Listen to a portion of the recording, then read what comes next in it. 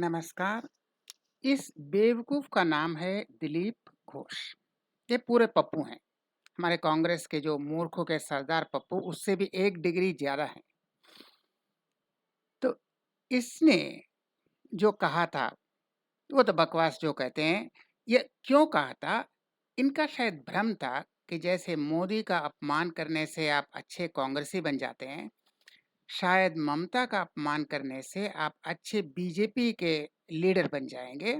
लेकिन इनको पता नहीं था कि बीजेपी में ऐसा होता नहीं है। किसी का अपमान करके आप बहुत बड़े लीडर नहीं बन सकते।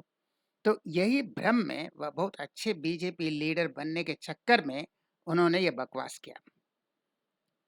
तो असंसदीय भाषा का इस्तेमाल कर ममता बनर्जी के खिलाफ अपमानजनक टिप्पणी करने पर बीजेपी के उम्मीदवार दिलीप घोष के खिलाफ एफआईआर पहले तो ईसी में शिकायत हुआ था। ईसी ने शो कॉज दिया, इनके पार्टी ने भी शो कॉज दिया, लेकिन अब एफआईआर है धारा 504 और 509, जिसके तहत 2 से 3 साल की कैद प्लस जुर्माना का प्रावधान है। इसके तहत मामला दर्ज किया गया है, एक एफआईआर हुआ है।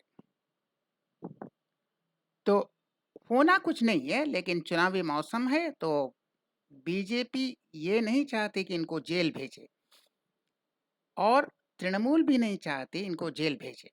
लेकिन तृणमूल का चुनावी फायदा यह है कि वह दिखा रहे हैं, देखो कैसे पप्पू तुम्हारे पार्टी में हैं।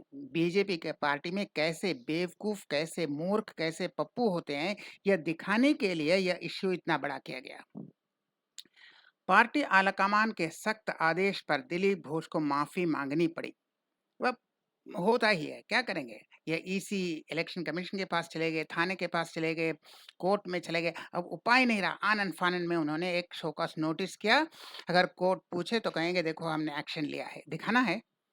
तो बीजेपी के केंद्रीय नेतृत्व ने टीएमसी और जनता के मूड और चुनाव आयोग से की गई शिकायत को भांपते हुए जल्दबाजी में आनन-फानन तुरंत एक माफी मांगने का निर्देश और कारण बताओ नोटिस, शोकॉस नोटिस इश्यू किया और उसके साथ भी बोल दिया कि रिप्लाई में क्या लिखना है, क्योंकि इसे चिट्ठी भी लिखना नहीं आता। इसका जितना पढ़ाई लिखाई है वह एफिडेविट में है, कोई सर्टिफिकेट नहीं है। इसको ठीक से पढ़ाई लिखाई भी नहीं आता, तो उसने कहा ये तो चिट्ठी लिख नहीं सकता। तो उसने शोकॉस नोटिस के साथ उसका रिप्लाई क्या होगा वह भी भेज दिया। लिखो मैं माफी मांगता हूँ, क्या लिखना है वह क्वेश्चन के साथ आंसर भी भेज दिया।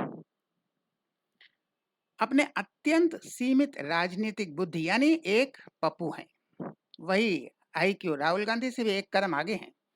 वह अभी तक इनको यह समझ में नहीं आ रहा है कि उनके शब्द असंसदीय क्यों हैं। ये अनपार्लियामेंट्री क्या होता है इसको मालूम ही नहीं है, क्या पार्लियामेंट्री है क्या अनपार्लियामेंट्री है अभी भी इनको मालूम नहीं है।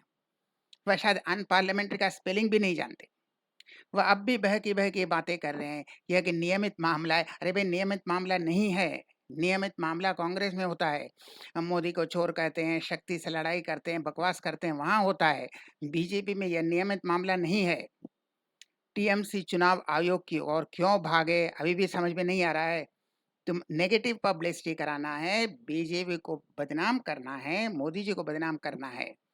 तुम्हारे खिलाफ कुछ केस नहीं है, वो जानते हैं तुम्हारा ज्ञान कितना है, तुम्हारा दौड़ कितना तक है वो जानते हैं। खाली नेगेटिव पब्लिसिटी करवाना है इसलिए वो इसी के पास जा रहे हैं, अभी भी इस बेवकूफ़ को समझ में नहीं आ रहा है। हालाँकि बीजेपी आलाकमान के सख्त आदेशों के बाद इन्होंने बिना शर्त माफ़ी माँगना पड़ा और कोई उपाय नहीं था। लेकिन इस पप्पू के दिमाग में अब भी नहीं आ रहा है कि मैंने ऐसा क्या कह दिया, उसका क्या कहा, उसका मतलब क्या है, इनके समझ में नहीं आ रहा है। उनका तो यही था, जितना गाली दो उतना अच्छा बीजेपी, जैसे जितना मोदी को गाली दो उतना अच्छा कांग्रेसी, जो तो ममता बनर्जी को गाली दे दो हम बहुत अच्छे बीजेपी के टॉप लीडर कहलाएँगे। ये इतना ही दिमाग है, उसके बाद है नहीं। तो हम फिर मिलेंगे ऐसा और वीडियो के साथ, तब तक के लिए नमस्कार।